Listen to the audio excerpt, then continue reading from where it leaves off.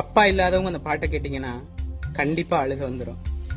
அப்பா நீ இல்ல ஆதரிக்க யார் இருக்கா?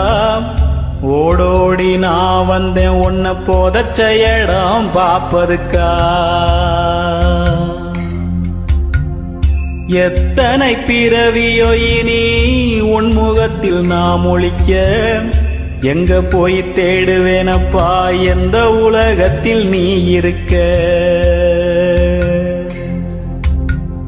கஷ்டப்பட்ட காலத்திலையும் எனக்காக உழைச்ச பெத்த புள்ள நல்லா இருக்க உன் வாழ்க்கைய தொலைச்ச.